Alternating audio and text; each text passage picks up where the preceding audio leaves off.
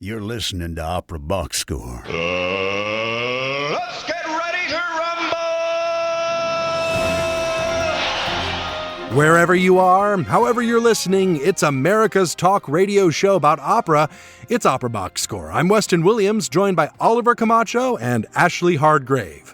All right, this week, Maestro James Conlon takes a free throw on his tenure as music director of LA Opera, a post he's held for 20 years.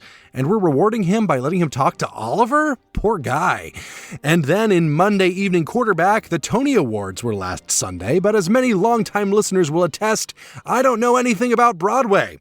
Luckily, Ashlee Hardgrave is here to take me through a new segment she's calling Tonys for Dummies. Hey, wait a second, that's me, isn't it? Plus, in the 2-minute drill, things are getting messy at Sarasota Opera, but marginally, slightly, a little bit less messy at the Kennedy Center, maybe? Make sure you subscribe to our podcast on Spotify, click follow on Apple Podcasts, hit the plus sign. You can also stream episodes of OBS every Saturday at 10 a.m. Central at amplisoundsradio.com. Email us your hot takes by writing to mailbag@operaboxscore.com or upload a voice memo using the You Got Something to Say tab on our website, operaboxscore.com. However you contribute, you'll get an OBS beer coaster, an OBS lapel pin, and a #1 OBS fan foam finger, just for sharing your own hot take. Oliver Camacho is with us in spirit and on tape. Reel-to-reel tape, because, that's just the generation he's born into. But Ashlee Hardgrave is with me here in the flesh. Ashlee, how have you been?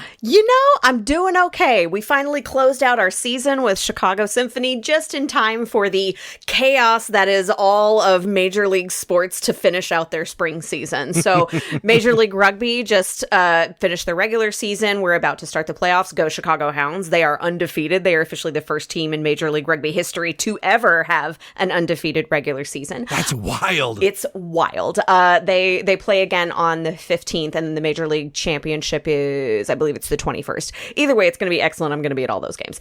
We also have the NHL finals. The Stanley Cup finals are happening right now. Go Canes, purely because Carter Hart sucks. Those are my vibes.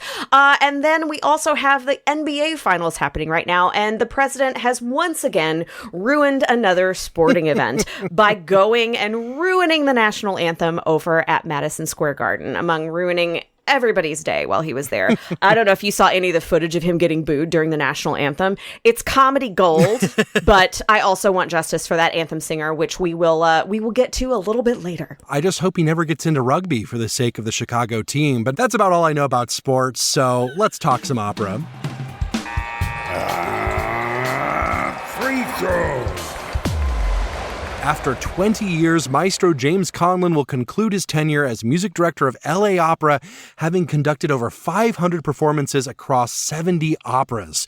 His monumental achievements include the company's first Ring Cycle in 2010, spearheading the Recovered Voices initiative to perform works by Holocaust-suppressed composers, and winning 2 Grammy Awards for LA Opera recordings.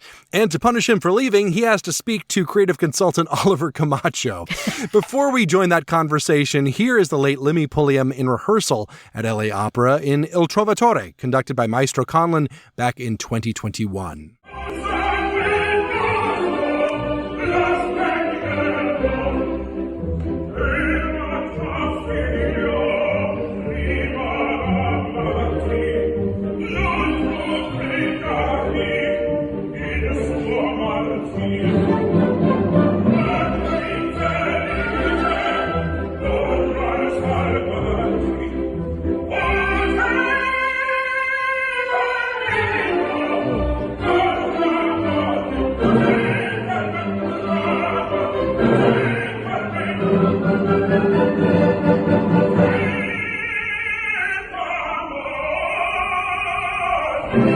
My guest today for just about 10 minutes is Maestro James Conlon, who just concluded his tenure as music director after 20 years at Los Angeles Opera, LA Opera.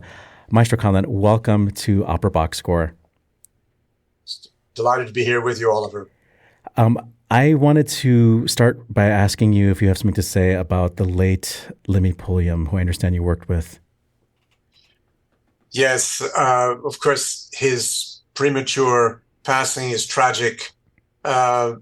any man that young. But of course, when we consider that he had one of the great operatic tenor voices, and we always so desperately need great voices, it's a loss to everybody. And as a singer, but I did work with him only once doing Il Trovatore. He's one of the few people who would actually sing Il Trovatore. And he was such a gentleman and lovely human being, in addition to being having this great voice. So it's a big loss to all of us. And of course, along with everybody else in our profession, we mourn his loss and celebrate his life and hope to be able to keep his memory alive. So my podcast is based in Chicago, and that's where I've seen most of your work.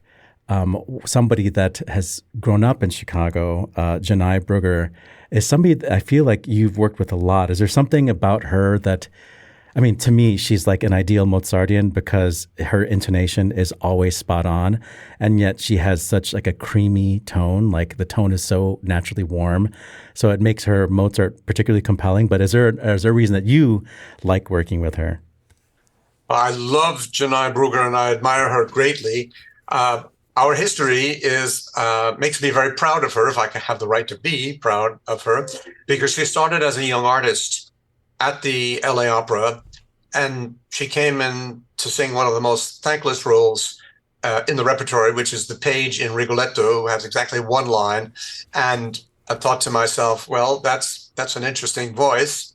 And then actually, my wife, who is a coach of singers and languages and diction coach, came to me, have you really heard Janai?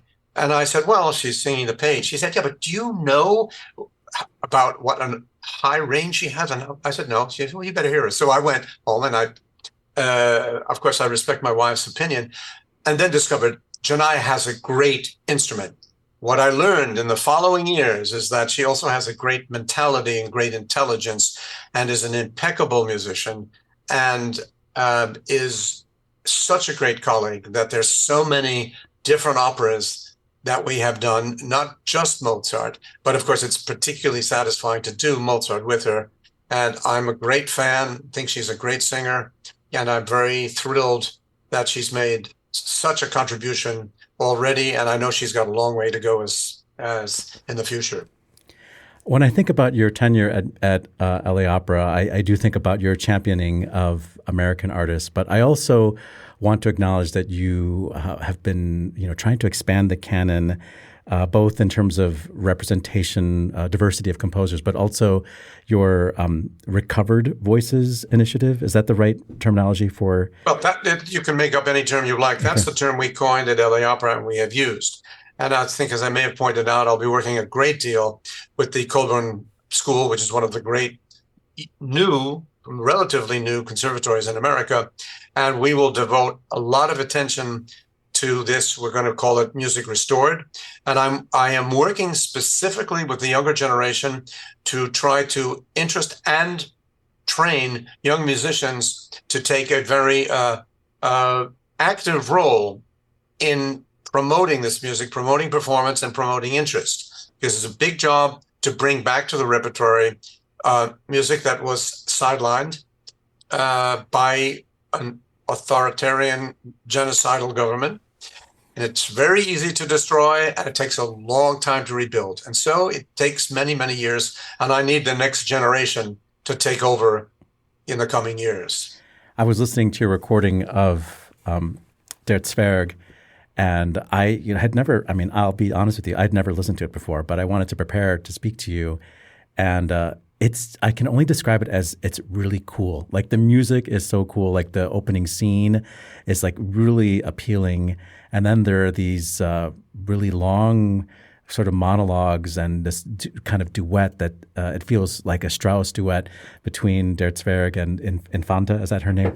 That just goes on. And it's like, I don't know, it just feels so like almost like Monteverdi, where it's like a play, but it's sung. I know that's it's opera. That's the way it's supposed to be.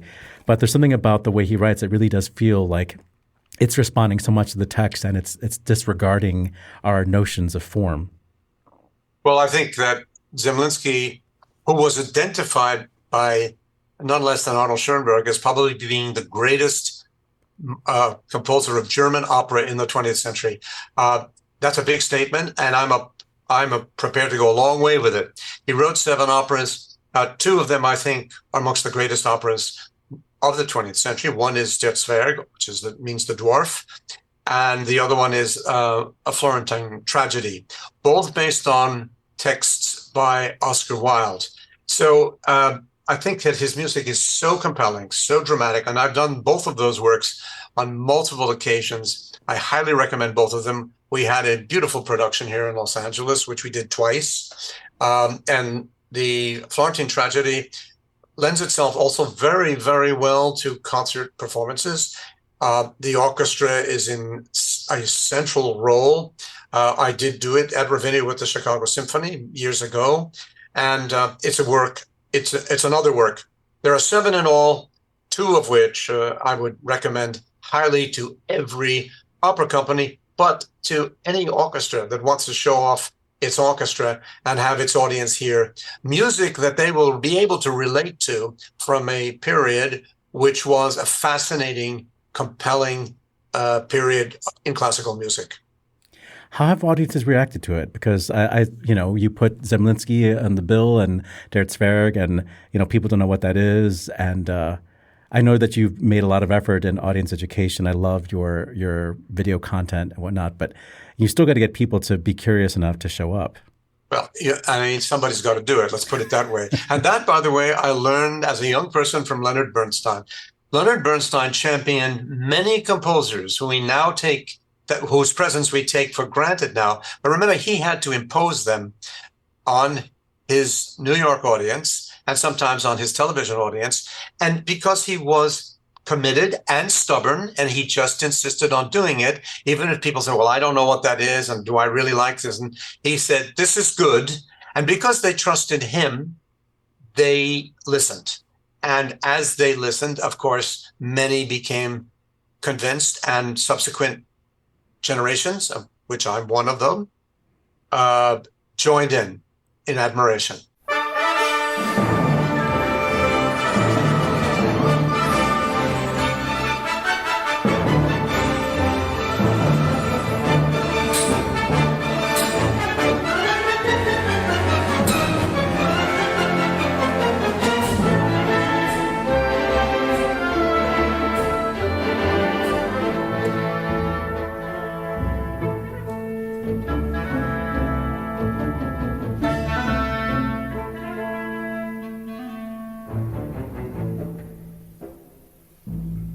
Well, before I let you go, I'd be remiss to not ask you about your emphasis on Mozart at Ravinia Festival. So you have done these stadium operas like Aida and Salome and Otello, which are, big sellers.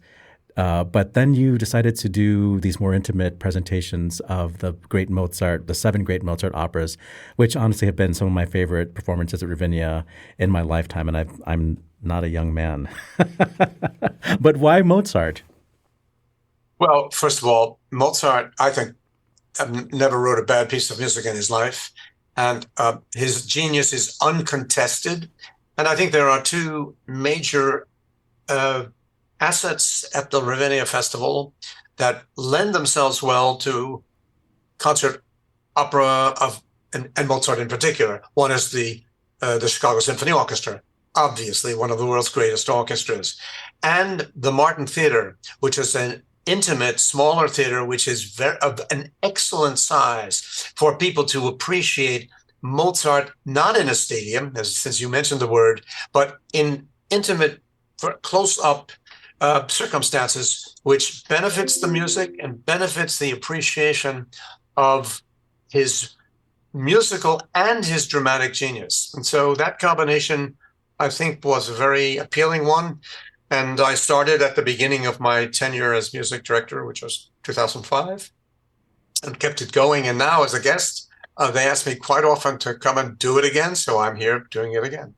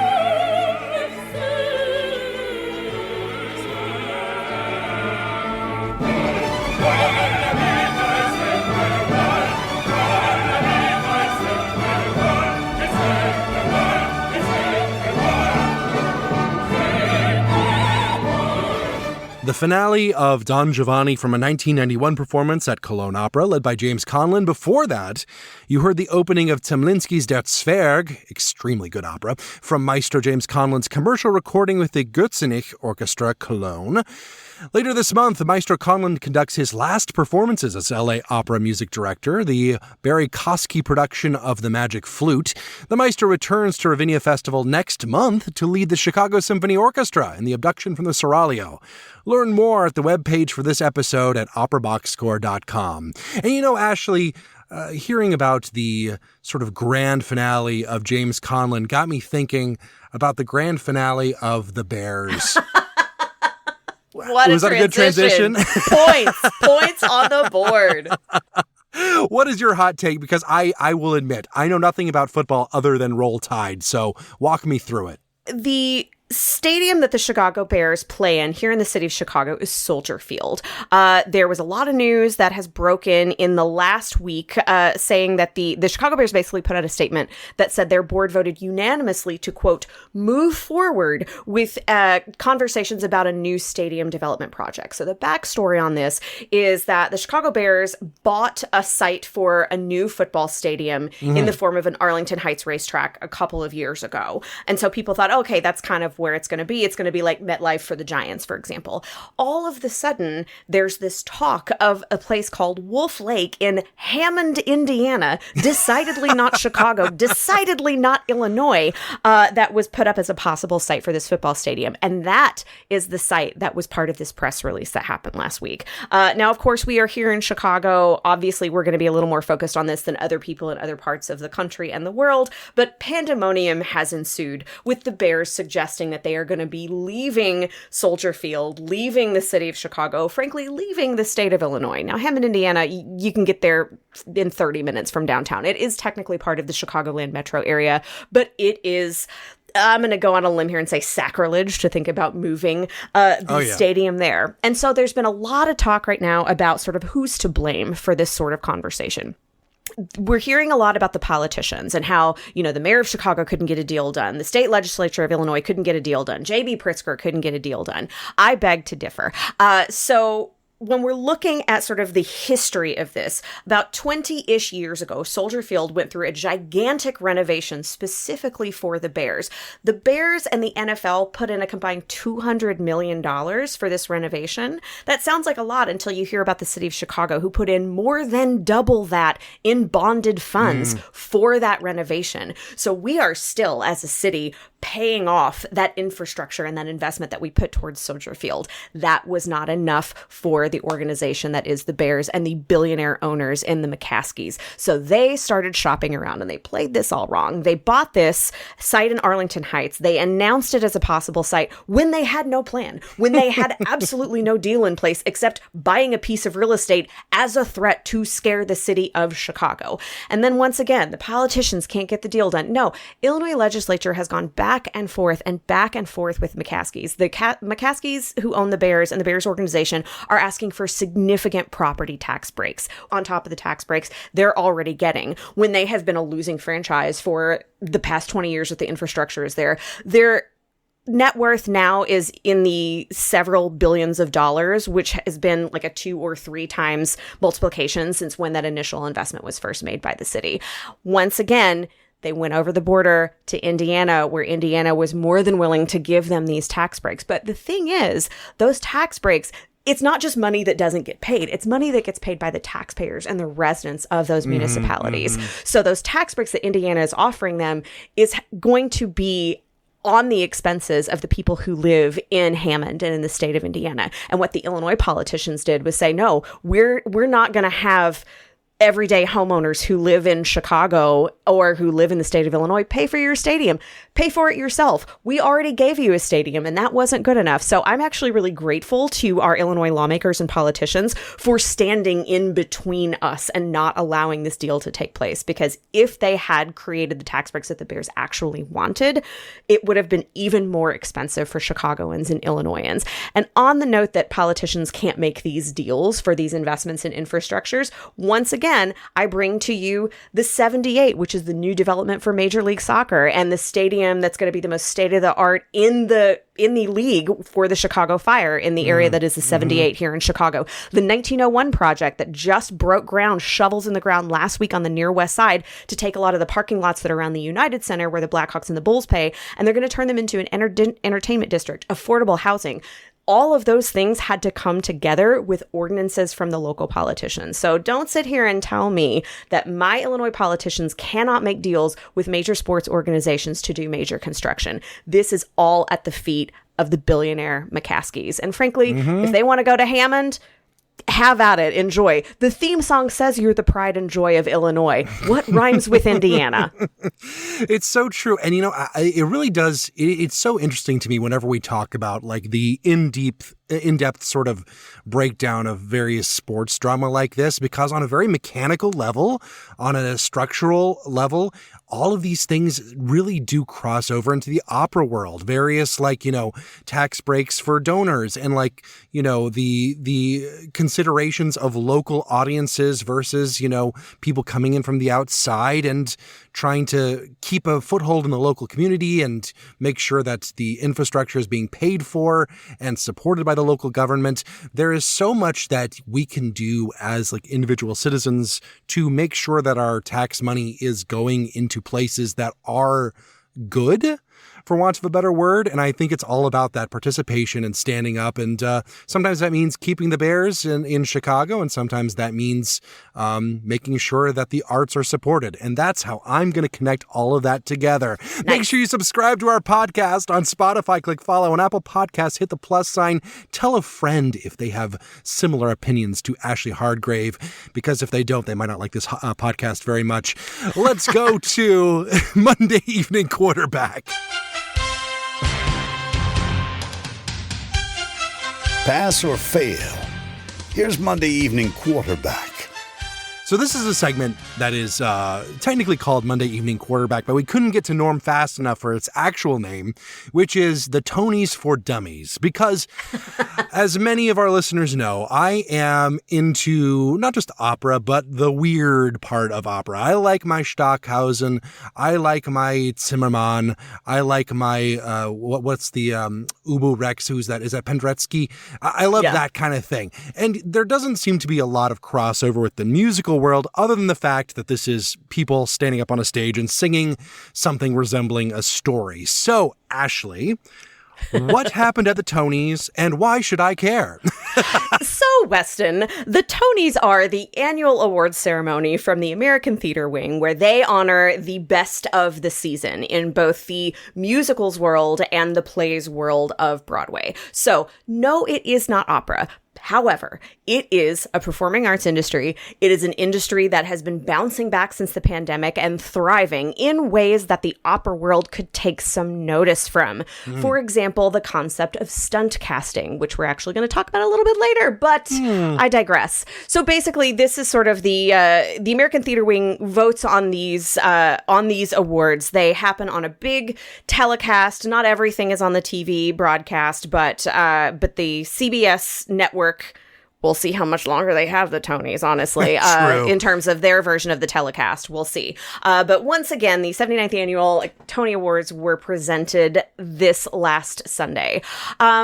It's not opera, like I said, but again, there are so many things that they are doing right to boost their audiences in ways that opera could take note of. And in honor of my other Broadway-loving co-host, Matt Cummings, I thought it was very important for me to do some MEQ and share a couple of hot takes.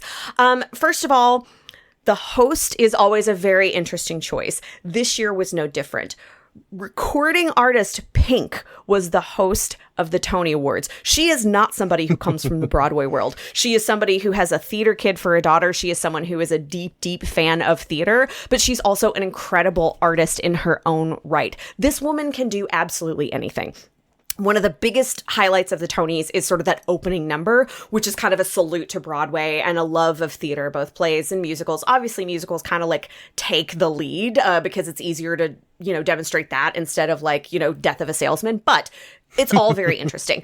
The opening number let us know both what a showman she is and what a Broadway fan she is. She comes at it with this genuine earnest love. It feels like an unusual choice, but she was absolutely flawless. Later on in the broadcast, she actually took on the role of Velma Kelly in All That Jazz, and it was extraordinary. Once again, speaking to the idea of stunt casting, which is something that happens specifically in productions like Chicago, where All That Jazz comes from.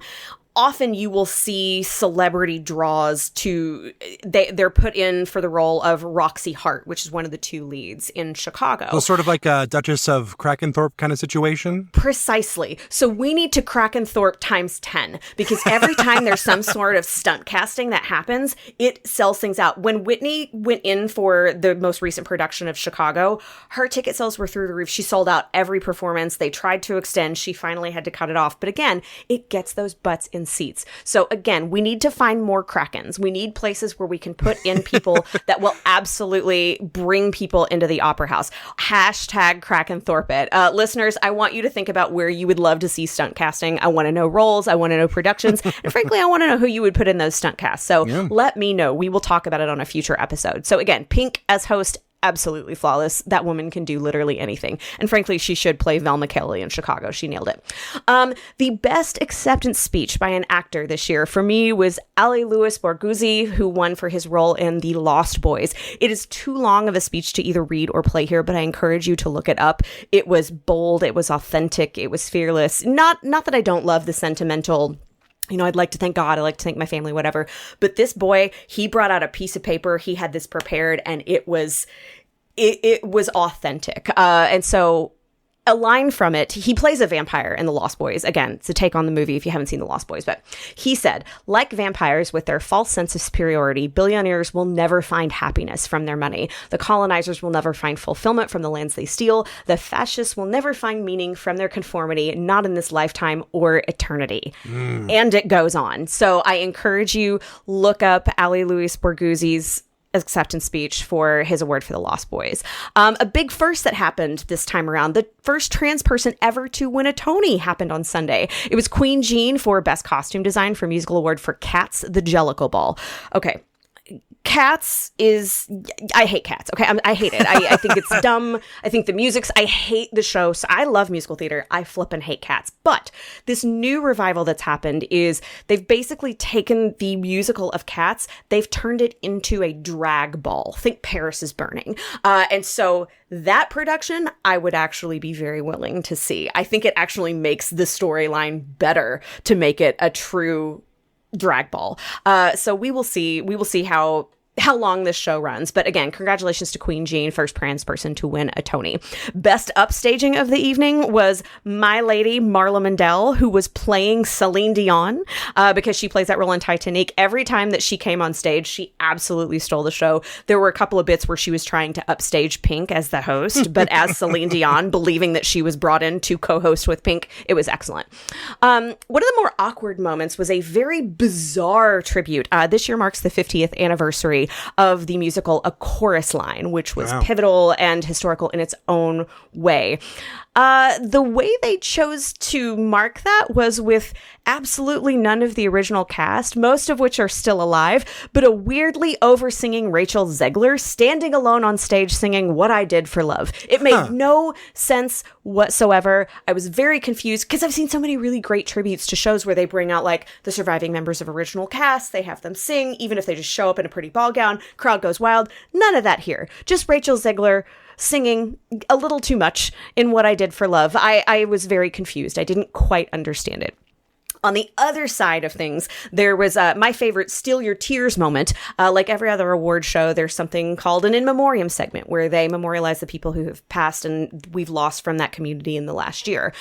This was a stripped down version of Without You, which is from the musical Rent. And it was sung by Leslie Odom Jr., who many people would know from Hamilton. He's now a recording artist. He's done a lot of other things. And so this sort of transition of emotions was like, oh, this is nice. Oh, that's different. Oh, wow. This is really good. And 30 seconds in, you're sobbing and you don't know how it happened, but like you are just fully sobbing from the absolute beauty coming out of Leslie Odom. It was this delicate, gorgeous performance that I was not anticipating, and holy cow, it was good. Most interesting trend. This year, it was actors who won awards for plays, who started out as solid theater actors and then made enough money in television sitcoms to afford to go back to prestige theater. So you can see that in the form of Laurie Metcalf and John Lithgow. I noticed that trend and was like, way to go. Way to get yourself back to original, genuine theater after making a ton of money in television sitcoms in the 80s and 90s. The biggest snubs for me in the telecast version, I'm not even talking about the creative stuff that happened earlier, were the awards for Best Musical Revival and Best Musical. So Best Musical Revival was a very interesting category this year, and it was really kind of taken down to be a battle between the aforementioned Cats, the Jellicle Ball, and a remount of the production of Ragtime. Ragtime is an incredible piece, but it was kind of just a production of Ragtime. It had incredible stars. Joshua Henry finally got his first Tony for Best, Lead Actor in a Musical. Absolutely. But the production itself just didn't have, in my opinion, the originality that fully restaging the environs of what I consider to be kind of a garbage musical anyway, and making it something new and fun and unique and interesting. I appreciate the timeliness of the production of Ragtime, given where we are in terms of cultural clashes and oppression against certain groups. Absolutely. But again, I just felt like the production of Cats was so different and unique and interesting. And Ragtime won Best Revival over Cats, the Jellicle Ball. So that was just something that was really perplexing to me and many others. And then also Best Original Musical. You've been hearing me squawk on this show, listeners, for about 3 years at this point about Titanic, which is the question, what if Celine Dion was on the actual Titanic and we told the entire story through songs of Celine Dion? It is unhinged. It is hilarious. It is stupid. I'm angry I didn't think of it myself. It's incredible, and it has finally made its way onto the Broadway stage. It lost Best Musical to Schmigadoon, which is the musical version of the Apple TV series produced by SNL's Lorne Michaels. I admittedly have not seen Schmigadoon, so I feel a little biased in saying this, but this is my show and I don't care. Justice for Cats, justice for Titanic. So anyway, those are some highs and lows of the Tony Awards. But again, I want to go back to some of the things that this industry, the industry of Broadway, is doing in a way that I think the opera world can take from. Obviously, back to the stunt casting, I want to hear all about it. I wonder if there is a way to do some form of, I know we have different sets of awards for different organizations. Best this, best that, best production. What if we found a way to sort of bring together a governing body that televises it? Part of what happens in the Tony Awards telecast is there are snippets of each of the plays and the musicals that are up for these awards. Many of them are still running at that moment, and you will often see a boost in ticket sales after this happens. And so, again, it would need a lot more thought and a lot more planning. But again, just understanding how the industry of Broadway benefits after the Tony telecast happens, there's got to be a way for the opera industry to harness that, to do some sort of national telecast, online telecast, where we give some sort of a wrap up of the year of the best parts of opera. There's no reason we couldn't put the Opera News Opera Awards in a TV production. I've got friends in Europe that do this sort of stuff. We could call them in. But again, it's I do love Broadway. It is a sentimental thing for me. It was frankly my gateway drug into the world of opera. And so for that, I have to be grateful. But again, I think there are some things that they're doing well that we could adapt for ourselves. So those are some highs and lows, bests and worsts, and a little breakdown of how the Tonys go. So Weston, how do you feel? Do you feel educated? Do you feel in the know? I feel enlightened. The only thing I knew about the Tonys before you talked about this was the fact that Caroline Shaw did the music for the Death of a Salesman revival. And yes.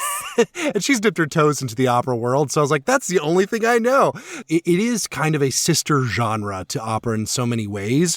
And even though I think that I have trouble attaching myself to certain musicals, I think there is a lot to learn there. And you know what? Musical people and opera people, when they're going and they're talking and having a great time, we're twins. I totally get it. Yes, we're twinsies. Speaking of things that come in twos, let's do the 2-minute drill. This just in. the 2-minute drill. All right, listen up. Here's everything you need to know about what happened in Operaland this week. Lyric Opera of Chicago has received a $20 million gift from the Illinois-based Nagani Foundation to expand educational programming and strengthen its focus on Mozart. Half the funding will support and rename Lyric's education program, expanding school and community partnerships. The remaining $10 million will establish the Nagani Fund for Mozart, ensuring one Mozart opera is produced annually. The announcement comes ahead of Lyric's upcoming season opening with Don Giovanni, completing its Mozart da Ponte trilogy. Former artistic director and principal conductor of Sarasota Opera, Victor De Renzi, has spilled the tea on why he chose to leave the organization after 44 years and 1,567 performances. In an op-ed for the Sarasota Herald Tribune, De Renzi called out the board of directors for excessive meddling at the organization. Quote, budgets were approved late, sometimes less than 6 months before the new fiscal year began. 1-year planning does not encourage a vision or a mission. As boards take hold over the creative process, art becomes subservient to corporate thinking. The Kennedy Center has begun the process of removing references to Donald Trump, a week after a federal judge ruled that his name had been illegally added to the Performing Arts Center. Roma Daravi, the Kennedy Center VP of Public Relations, said in a statement to the Associated Press, "We are complying with the court's order while evaluating all legal options to preserve this revitalization and recognize President Trump's leadership." In a statement to the world, OBS co-host Ashlee Hardgrave said, "Ha ha, ha ha ha ha." Speaking of the Kennedy Center, the National Symphony Orchestra shared an update on its future last week, highlighting the musicians' quote, intense commitment and great professionalism. Despite the challenges of recent months, the orchestra has continued to perform at the highest level, and this resilience speaks volumes about the culture of the organization. The board also announced leadership changes, thanking outgoing chair Joan Bialik and welcoming incoming chair Brian Boyle. This follows public concerns raised by former artistic advisor Ben Folds about the orchestra's stability under the current administration. Audition Air, a Michigan-based nonprofit that funds airfare for emerging performing artists, has opened applications for the season. Founded by Jeremy Zeltzer and friend of the show Christine Gerke, the organization supports artists who cannot afford to travel to key auditions. Grants are awarded based on financial need, artistic promise, and a confirmed opportunity. In its first year, Audition Air funded travel for Florida Grand Opera studio artists and plans to support up to 30 artists next season. Apply at auditionair.org. Lord Mayor of Dusseldorf and owner of my dream job, Stefan Keller, announced in a surprise press conference last week that plans for a new opera house in the city will not move forward, instead shifting funds to renovate the existing venue. The project had been controversial, with rising cost concerns despite a €1 billion budget cap. Keller said the decision reflects the need to prioritize essential infrastructure spending as Dusseldorf faces ongoing financial pressures. London's Wigmore Hall has withdrawn from Arts Council England, ending its £344,000 annual funding due to concerns about the Let's Create strategy, which it views as overly burdensome and less focused on artistic excellence.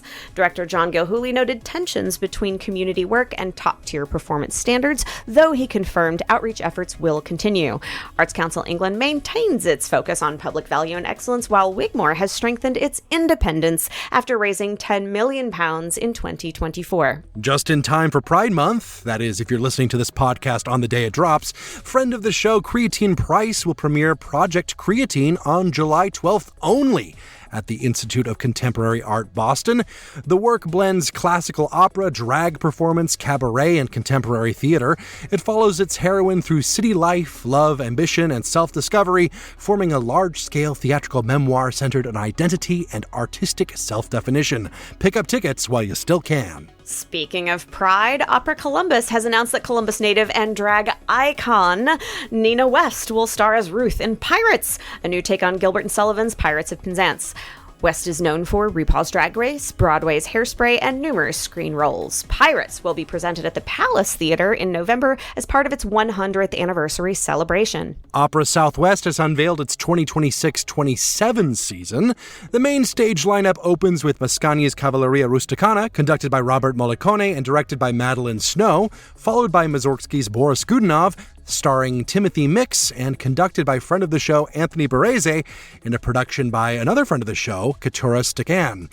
The season concludes with Daniel Catan's Sal se puedes, a tale of love, war, and anchovies. Additional offerings include Hector Armienta's holiday work, The Farolitos of Christmas, directed by John de los Santos, and a New Year's Eve concert conducted by good old Tony. In our major awards roundup, Sarah Kirkland Snyder's Hildegard has won the 2026 award for Best New Opera from the Music Critics Association of North America. Russian baritone Anton Belyaev received first prize at the inaugural Bernardo del Muro International Opera Competition. Mezzo-soprano Zhenya Pukarsh-Thomas has been named the 2026 recipient of the Dame Heather Begg Memorial Award from the Melba Opera Trust. And congratulations to Iowa High School baritone Cooper Bott, who won first prize in the Schmidt Vocal Arts National Vocal Competition for high school singers. Exit stage right. Arts administrator and music critic Spate Jenkins has passed away at 89. Jenkins began his career in the U.S. Army before becoming a music critic for Opera News and the New York Post. He later served as host for TV's Live from the Metropolitan Opera and appeared as a guest speaker on the Met Opera radio broadcasts. He joined Seattle Opera in 1983, where he spent 31 years as GD. Conductor Max Brigado Darman has died at age 80. Born in Madrid, he studied at the Royal Conservatory of Music, Oberlin, and the University of Michigan. He began his career as assistant conductor at Michigan and later worked with orchestras across the U.S. and Europe, including London Symphony and the Met Opera Orchestra on tour. He also founded the Classic Chamber Orchestra and served as artistic and musical director of the Symphony Orchestra of Castile and Leon. And on this day, June 11th, in 1796, it was the first performance of Karl Ditters von Dittersdorf's Ugolino Singspiel. In 1826, it was the first performance of Donizetti's Don Gregorio, which was a revised version of L'ajo nell'imbarazzo in Naples. 1870 saw the first performance of Nicola D'Aurencio's Il Cuoco, also in Naples. In 1874, Michael Williams' Balfa's Il Talismano had its premiere in London. In Prague in 1881, Beatrix Smetana's Libuscha had its premiere. In 1925, a very underrated work by Arthur Honegger, his opera Judith, had its premiere. In 1960, Benjamin Britten's Midsummer Night's Dream saw its very first performance. And in 1974, Thea Musgrave's The Voice of Ariadne was premiered. On this day, a couple of different birthdays. 1864 brought us the birth of German composer Richard Strauss in Munich. 1879 was the birth of Swedish mezzo-soprano Julia Clausen in Stockholm. 1896 brought us the birth of French soprano Madeleine Gray. 1899, birth of American composer George Frederick Mackay in Washington. 1904 on this day brought us the birth of Czech composer Emil František Burian. 1913 brought us the birth of American soprano Risa Stevens, aka Risa Steenberg, in New York. 1918 brought us the birth of French-based André Vissieres in Bordeaux. And on this day in 1926 was the birth of American composer, absolute GOAT, your friend and mine, Carlisle Floyd in South Carolina. And that's your 2-minute drill.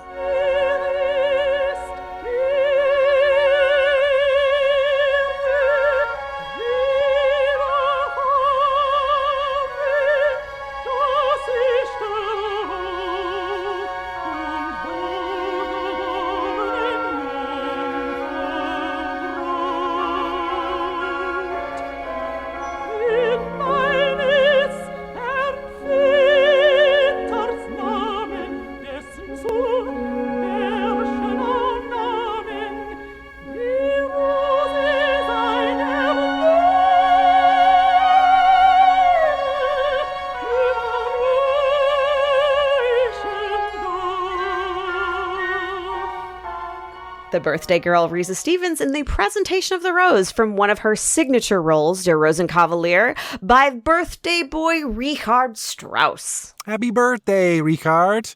So exciting. I was looking through this 2-minute drill, and I realized that our opening sort of piece of news is actually a little bit older, but then I realized it's because Ashlee Hardgrave was there and we had to save it for when she got back.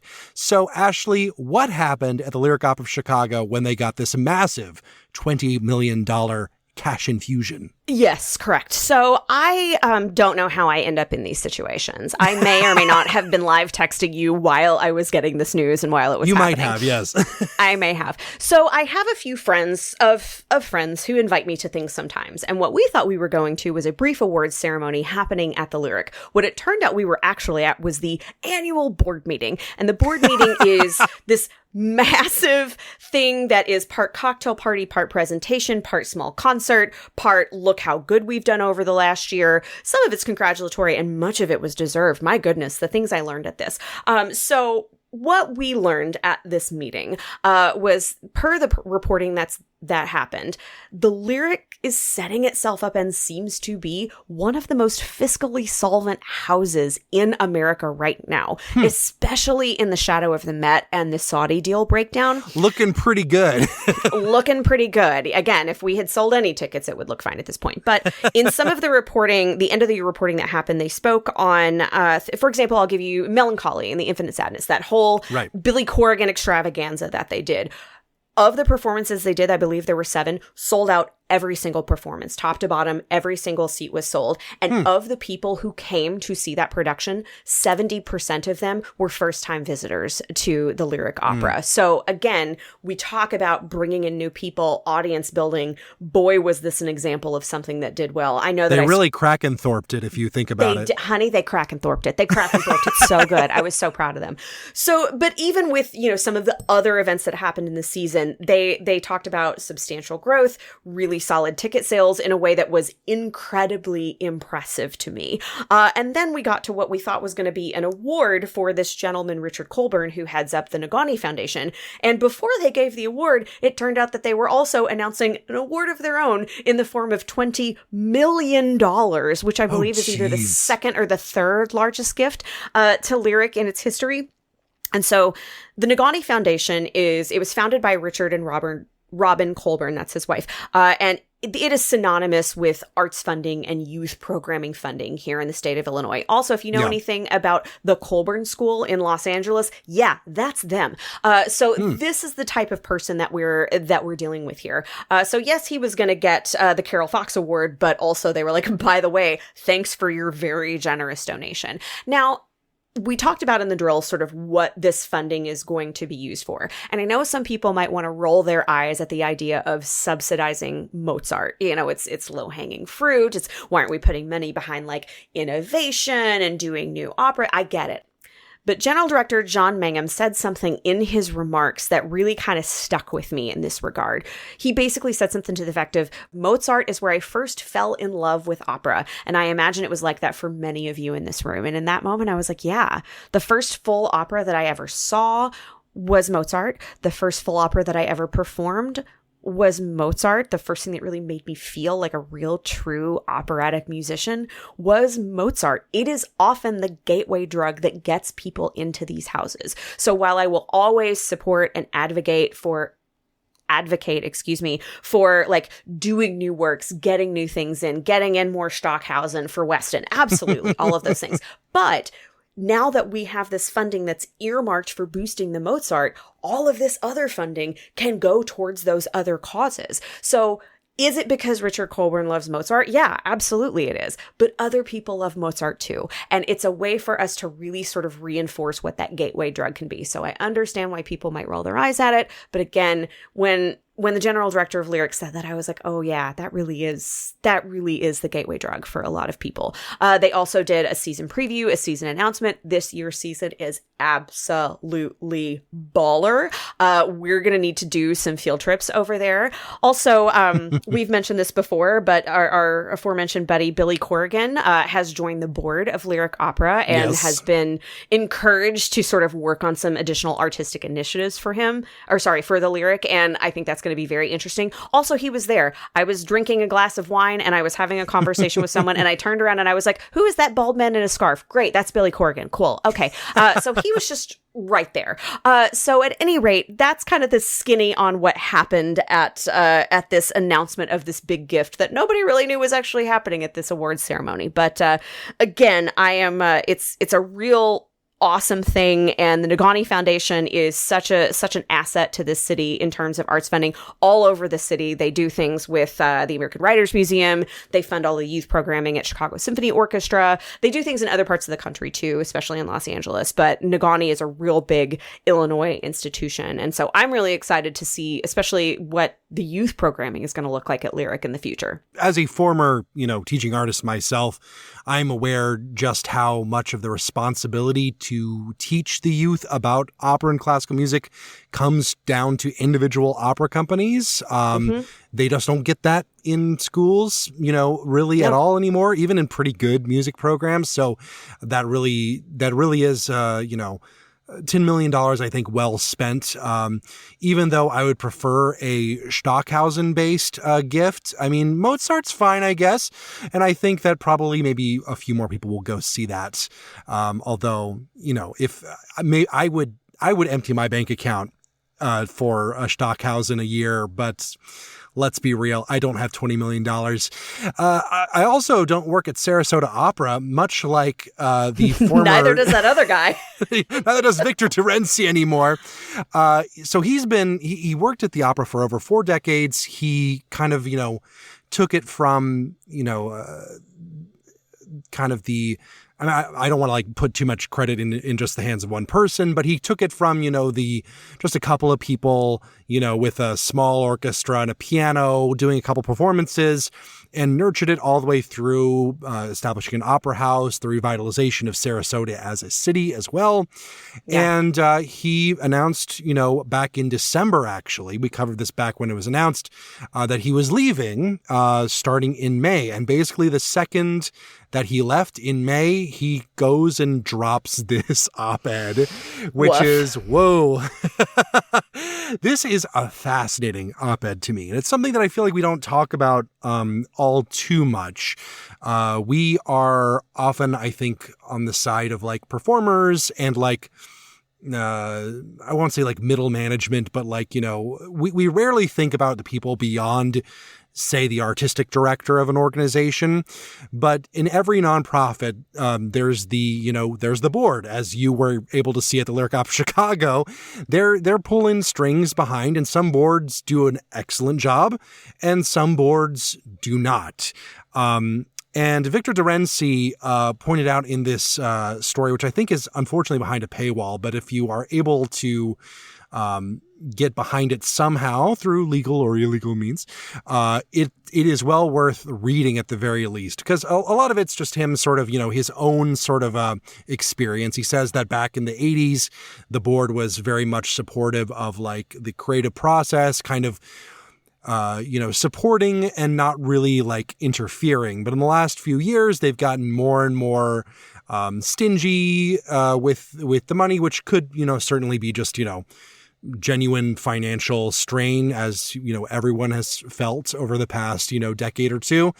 But a lot of it, he points to a tendency in a lot of boards of major classical music organizations to really start to exert more and more control over institutions in a very, in a way that he ascribes to a very corporate mindset. He points out the New York City Opera no longer really existing. He talks about the whole thing with the Boston Symphony Orchestra, a whole mess where they kicked out Andres Nelsons and none of the musicians are happy about it. The whole San Francisco Symphony thing, where they just decided to get rid of Esa-Pekka Salonen, despite the fact that they are extremely well funded compared to most other orchestras, and no one wanted him to leave. And then, of course, the big one, the financial panic at the Metropolitan Opera. Are all of those due to the board? Not necessarily, but certainly the buck really stops with them. I think in a lot of cases, the general directors kind of get the sort of the fall position. And speaking from my own experience, I don't want to get too specific, but I have worked with arts organizations in the past that, the board seems to be, I'll say, either completely over-involved or completely disconnected from what is going on. And there is, I think, some sort of happy medium in between where There is actual support. There's actual belief in growth. But I think there's also very much a scarcity mindset because, the board tends to be made up of wealthier individuals who are, by nature, more conservative, not necessarily politically, although often politically, but like more conservative with their money, they feel more pressure to see a financial return on investment because if you don't have that mindset, you don't get that kind of money, right, to begin with. Yeah. And it's a very strong structural problem. And I think this is purely anecdotal on my part, and maybe it's anecdotal on Durensi's part as well. But I do think I've seen over the past 5 to 10 years, I think more and more boards leaning in this, more corporate direction, even in the nonprofit sector, even in the arts. And I don't fully understand structurally what is making them that way, other than the general, I think, tendency of the wealthy to be a little bit more tight-fisted. We talked a few weeks ago about how getting donations from major donors is becoming more and more difficult, not because there's no money out there, but because they always want a return on investment, which is definitionally something you can't do with a nonprofit, right? Right. But I don't know. Maybe you have more insights on this than I do, Ashlee, but it does seem to be something of a trend where you have either a board that is super disconnected or way, way, way too involved. And in many cases, in both cases, it can be detrimental to the organization they're supposed to be supporting.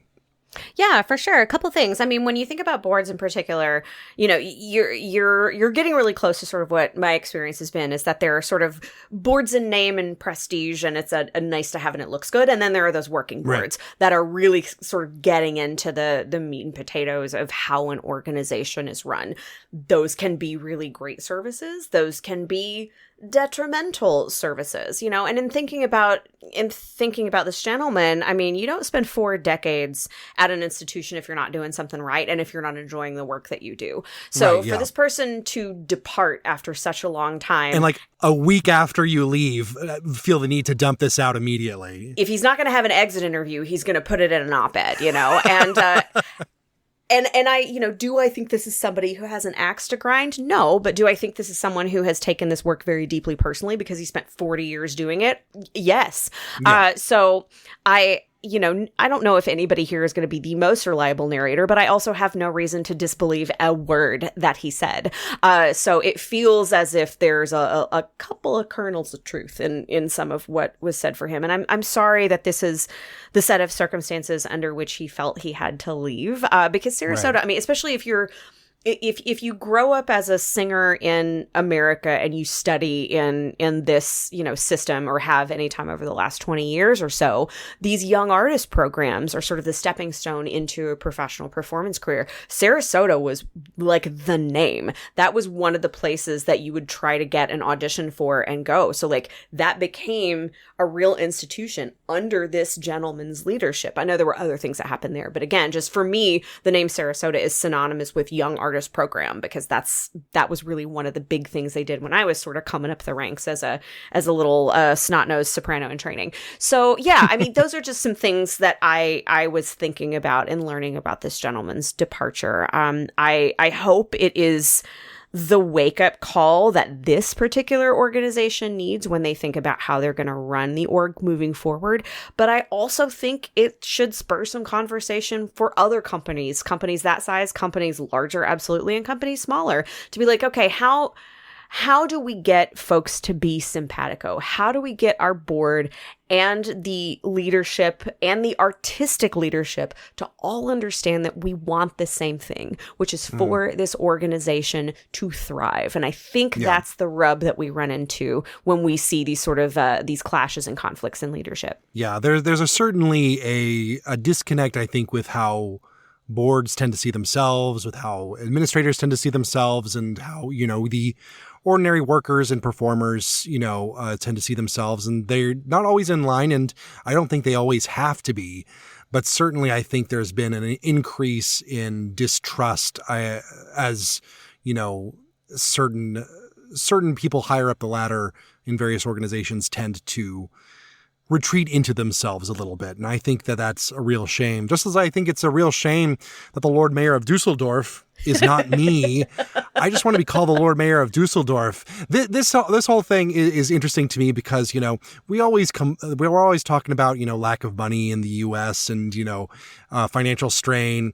And the mayor of Dusseldorf, I think, €1 billion is very expensive. It's a lot. Yeah, you're talking about €1 billion and you can't build a new house? Come on, Dusseldorf. Elect me as your Lord Mayor, and I will build you as many opera houses as you like. Let's wrap this show up. Good call. Bad call on Opera Box Score. Good call, bad call. That's how we end the show around here. Ashlee Hardgrave, I'll go to you. My good call this week is an encouragement to my listeners. As you may have heard me mention at the top of this episode, Game 3 of the NBA Finals happened at Madison Square Garden between the New York Knicks and the San Antonio Spurs.